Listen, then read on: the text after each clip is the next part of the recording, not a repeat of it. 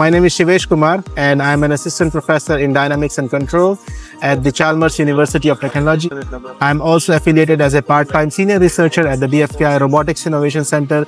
I'm interested in sensory motor control, multi-body dynamics, optimal control theory, etc. So these are my research interests, and I'm interested in applying these theoretical research in the field of legged robotics, space robotics, etc.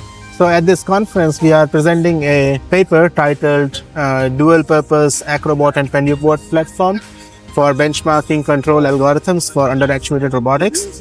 And this paper was accepted as a reproducible article at the IEEE Robotics and Automation magazine last year, and we got a chance to present it at the IROS conference.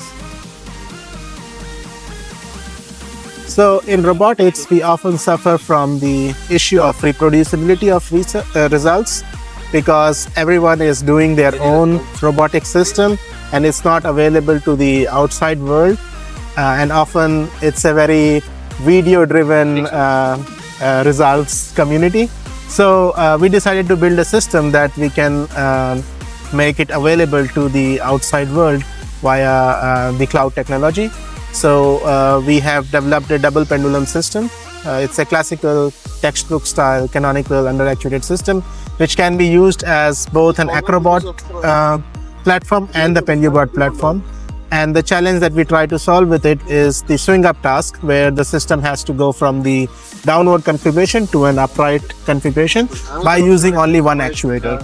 So the design has been open sourced, and we provide a benchmarking suite where you can compare the performance of different controllers, and we provide a simulator, we provide the access to the real system. So if you have any control algorithm or learning algorithm that you want to test, you can test it directly on the hardware, and we provide access to all the plots, data, video feed from the experiment. And our hope is that it helps in a fair benchmarking of control algorithms on real robotic system like the ones you see behind me. Luckily, we are organizing this competition at the same conference where we are presenting the paper. So the competition is about the swing up task using the double pendulum system, and this competition has been divided into 3 phases. We have the simulation phase, remote hardware phase, and the on-site phase, on-site competition phase. And different controllers, they compete with each other on this swing up task. And one of the special things is that it should not only perform swing up, but it should be robust to external disturbances. So when the robot is doing the swing up task, we provide external disturbances on the system, and the robot should be able to recover from those external disturbances. So it's a particularly challenging problem for the controls community to get this right. And we are excited to have teams from all over the world competing in this competition, bringing new methods and comparing against the methods that we have already provided. So we initially received, I think, about 37 teams who registered for the competition. So for the simulation, at the end of the simulation phase, we selected the top 4 teams that will get access to the hardware via remote connection. So we provided a cloud access to our hardware, and then they trained their policies directly on the real system without having to visit our lab. And that's one of the attractive things about this platform, that you don't have to build the system yourself. You can build if you like.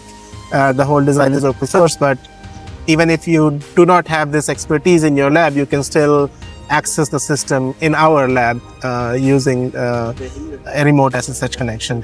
And we got the teams participating on this remote hardware phase, and then now these teams are here at IROS, and they are competing for the same task for the on-site competition. For the on-site competition, we have a undisclosed trajectory which contains some randomized disturbances, and all the controllers are being evaluated for the same set of disturbances to have fair benchmark. I like how things change from one phase to the other. So for example, in the simulation phase, we had a different order of which team is performing the best. and in the hardware phase, it sort of flipped completely. So the team that was performing the worst in simulation turned out to be the best performing team in the hardware phase. So that actually shows that things that work excellently in the simulation might not transfer to the hardware, real hardware. And as roboticists, we know this very well, the simulation to reality gap, right?